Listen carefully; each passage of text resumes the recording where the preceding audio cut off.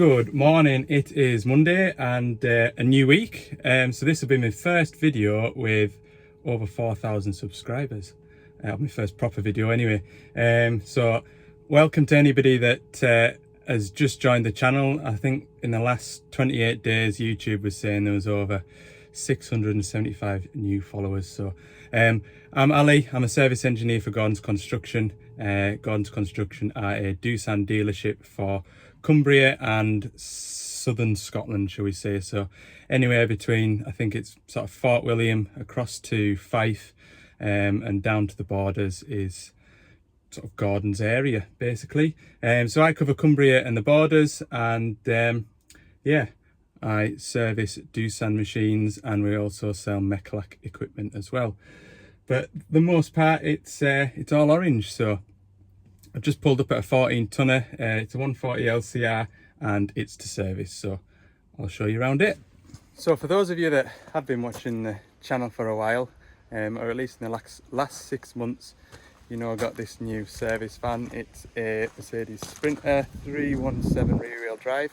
We've got a bit of a problem with it, and that is that the cab has a water leak. There's water getting into the cab when we get a good heavy rain. So one or two of you mentioned about being able to pop the interior light out, because it seems to be dripping in through where the sunglasses holder is, which is around where the interior light is, and see if you can see where it's running from. There was nothing obvious, and it certainly wasn't coming from the aerial on the front of the van. But anyway, when I got back from work on Friday night, parked the van up, went out to the van Saturday morning, and it was all wet again with a hell of a rain. So I dried everything up, and I got some duct tape and put duct tape along the front of my van. Looks really rough, I agree, but evidently that has stopped the water leak. So what I'm going to do is take the duct tape off, obviously, probably next weekend when I've got a bit of free time, and get some clear silicone, and I'll just silicone the window up. Be far quicker and easier to do it myself than try and find time in my busy schedule to get it into Mercedes for them to do. So I'll probably just do it myself. So yeah, today I've got this 140 LCR here. It's done about 3,900 hours, so I've got a 1,000 hour service to do on it. It must have had an early service. I think the customer got this machine second hand, and I think we serviced it before he got it, so it wasn't just quite ready for a service, so hence why it's not a 4,000 hour service, I think. But anyway, it's wanting 1,000 hours, so it's going to be pilot filter, engine oil, 2 fuel, hydraulic return filter, and final drive oils.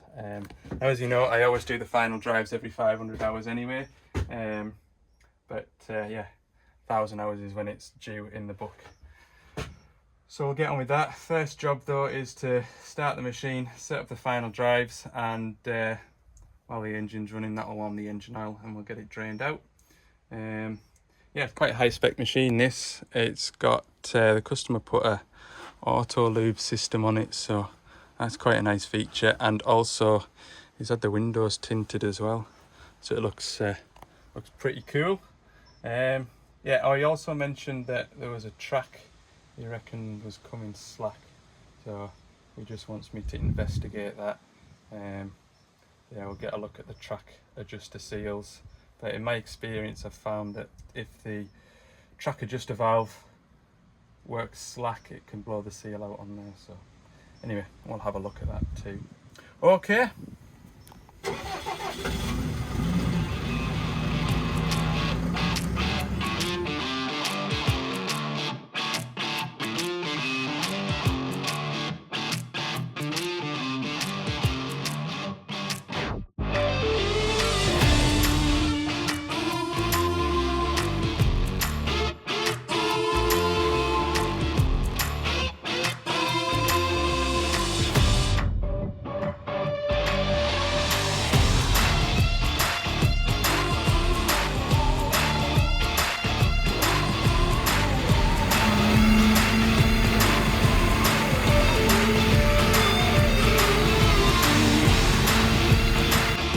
so that's our final drive setup.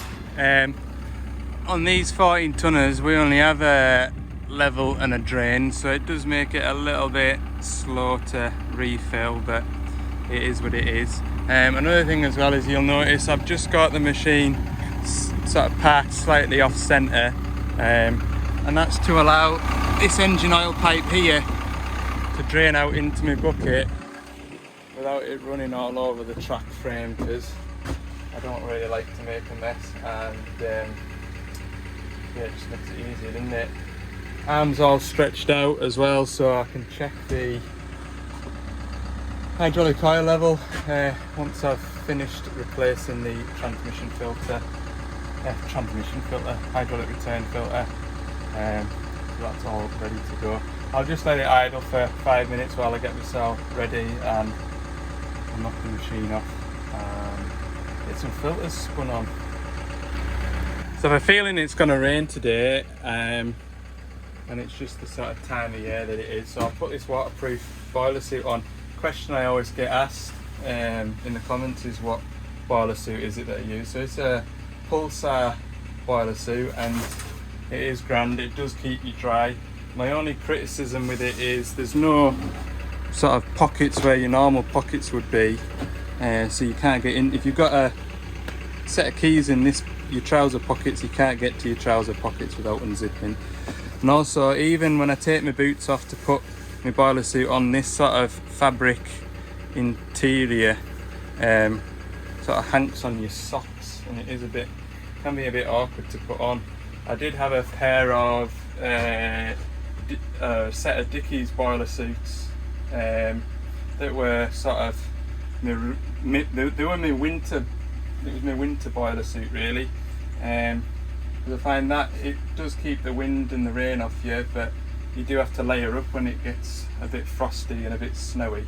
Whereas the Dickies set that I had them for 3 years, but they eventually got holes in and one or another thing. But they had zips which went right from your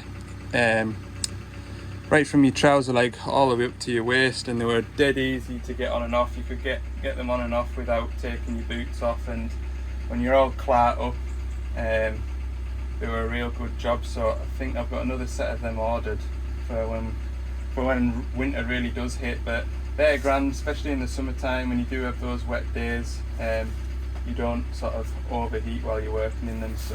So I did get a question in one of my videos. As an owner of a digger, what can I do to improve the service life of the machine, and jobs I can do to stay on top of keeping the machine right. Now obviously the first thing to do I'll word it like this: if I owned a machine and I was running a machine as an owner operator, these are the top 5 things I would do to keep on top of the job. First one obviously is to keep the machine well maintained and serviced. So every 500 hours follow the service plan as per the owner manual. So in the case of the 14 ton and up, the service intervals should be every 500 hours. So 500 hours on this particular machine would be engine oil, 2 fuel filters, pilot filter and engine oil filter. But obviously that changes 1,000 hour, 1,500 hour intervals, etc. So that is number 1, keep on top of servicing, and that way as you're working over the machine you can see what's starting to wear and look a bit tired. Second thing is undercarriage. Like this machine, keep the undercarriage nice and clean as best you can. Obviously if you're working on clarty sites, etc., maybe once a week on a Friday, just dig the tracks out, and that stops all the muck building up under there and causing damage. And you can also keep an eye on all your rollers, make sure that everything is rolling as it should be. And while we're on the undercarriage, keep an eye on your track tension. So in the owner manual it'll tell you, depending on what surface you're working on, what the sag in the track should be. So the sag is measured from the middle roller to the top of the chain here. It'll give you how much sag should be in the chain. Generally, as a rule of thumb, people say 4 fingers, but obviously that depends how big your hand is. What I would generally say is that track guide, obviously it's worn, but when they're new and I'm checking a machine over on PDI, what I like to see is the chain just inside that track guide, and that's generally around about where it wants to be. So that is 3 things to keep an eye on. 4th thing, and I don't suggest you do this, you know, once a week, but certainly if you get the machine back into the yard after a hire or something like that, just keep an eye on this. This is what gets built up behind the track motor plate on the inside of the track motor, and so you can see how much muck has built up inside here. And what can happen is we can see some of the fittings start to get rusty, and that is when you're going to start to get oil leaks, and it's not much fun replacing a pipe like that, because you've got to route it through the track frame and up onto the rotary coupling, which is under here. You can see this has got a heavy belly plate on, so that'll also not be fun to remove if needed. So yeah, just periodically, depending on where you're working and what you're working in amongst, take these track plates off and give them a good wash out. I'm going to dig it out with this bar. As you know, it's not something that I do on every service, but for the purposes of showing you on this video, I'm going to do it for this customer here. So yeah, so you can see here now I've cleaned it all out, and there's a hell of a lot of stuff that has built up over the years, and this pipe union here has started to rust a little, but it's okay at the moment. But yeah, it's not something that I do in everybody's service unless asked to do specifically, because at the end of the day I'm here to service somebody's machine, not sort of clean it for them. It's a bit like me having to dig out the tracks for somebody. I'll do it if they ask me to do it, but otherwise generally won't. So yeah, that's number 4. Finally, number 5. I know this one's got an auto grease system on, so it's bad to give you an example, but I've mentioned it on a previous video. When you're greasing the machine with the arm all the way down like it is now, grease the boom foot pin and then raise the arm all the way up and grease the boom foot pin. That gets greased to both sides of the pin and keeps it well greased. And then the same with the dipper arm as well. Grease it on where you can, both sides of the pin, and that just keeps everything nice and neat.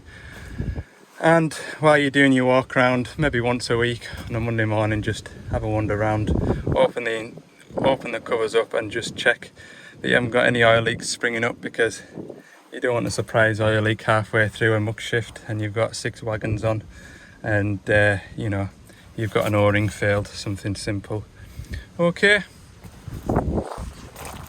That's another reason why I like to have a fill, level and drain on a final drive, because when I've got that, you could probably argue it's slightly higher than where the level should be, but it'll be alright.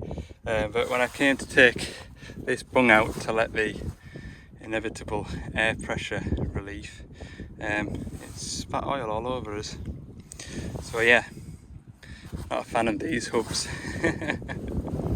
Right, that's about all the engine oil drained out, and I'm just going to turn this tap off, which is up inside here.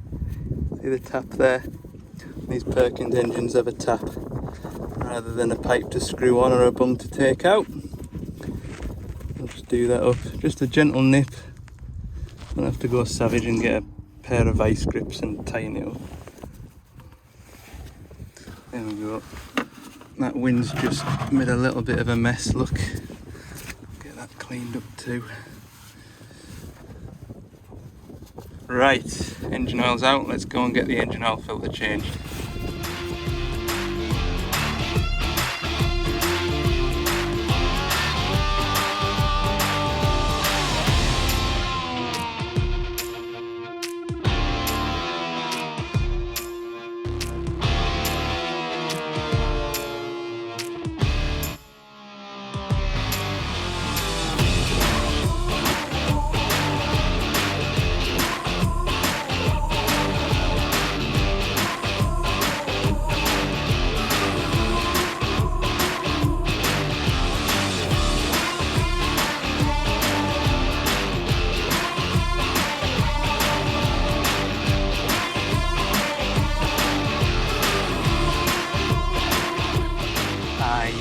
yeah, I don't know if you noticed that in the time lapse, but the lid of the engine breather filter popped off and fell down there. Hooray!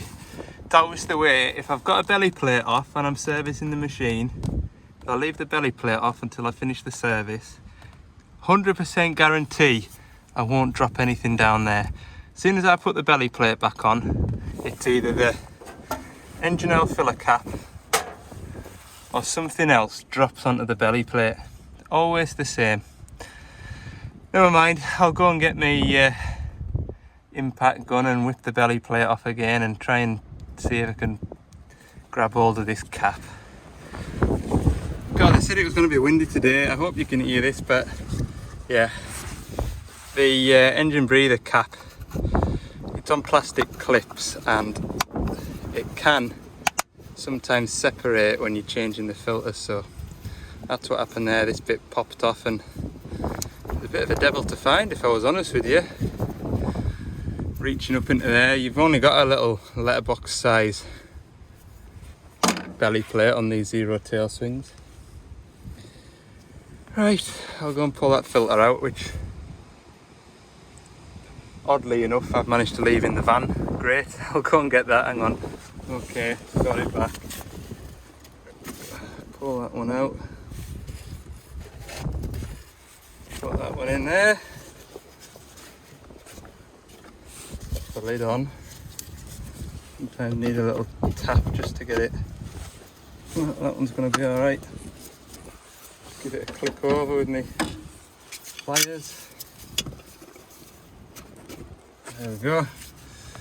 Right, we'll just put some engine oil in, about 12 litres or so, and then cab filters. What else have I got?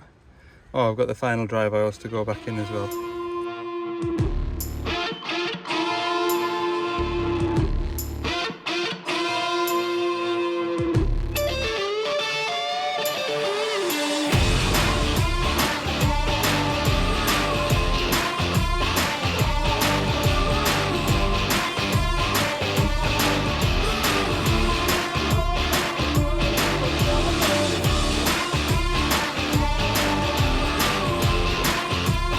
Right, let's start it up, or see if it'll start anyway. It's got the electric lift pump on this one, so it should just fire straight up once I've had the ignition on for 5 minutes.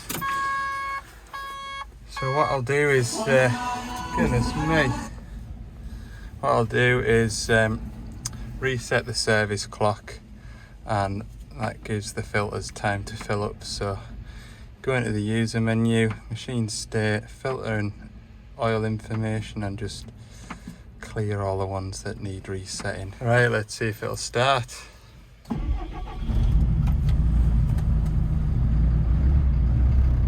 Good.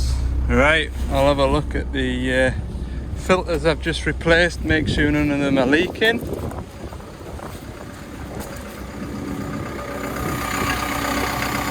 Looking good. Quick look in here. In there, I'll just grab a rag and just dry that off.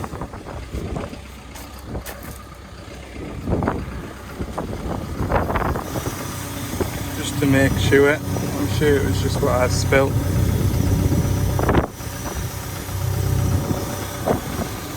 Right, we'll work the machine and check the pressures.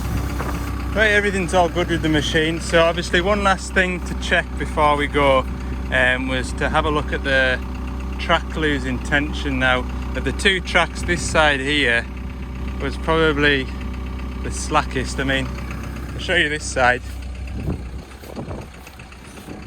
I would say the tension in that is pretty spot on, to be fair, and this side wasn't far off at all. I think I only gave it a couple of pumps with the grease gun just to fetch it back up.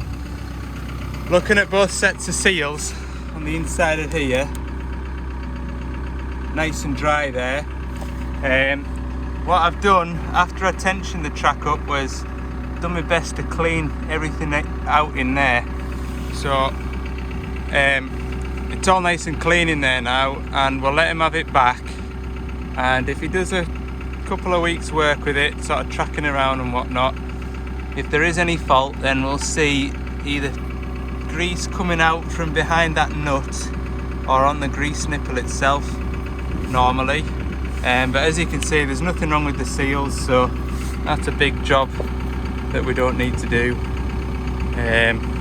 But yeah, the track tension on this side, it was only ever so slightly looser than the other side, so cleaned both sides up and we'll let them have it back. If it was a case of, if I was sort of, I don't know, if I was over an hour away from the workshop or somewhere where I wouldn't normally go to very often, then I'd probably put a grease valve in there just to be on the safe side. They're not that expensive, but I've just nipped it up and made sure it was tight, so we'll just see how we go from there.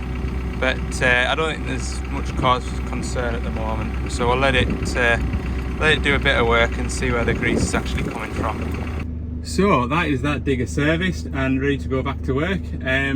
It is now 1 o'clock. I'm gonna have my lunch. I was expecting parts coming in for another job this afternoon, but they have not arrived. So we'll probably leave it at that for today. I'm gonna go back to the workshop, empty the van, give the van a wash off, and I'll do a bit of online training as well, I think. So we'll probably leave it there for today. So yeah, thanks very much for watching, and if you've enjoyed the video, give it a like, and yeah, we'll see you at the back end of the week, because I'm off to a wedding tomorrow, so I'll be away for a couple of days. So we'll see you at the end of the week.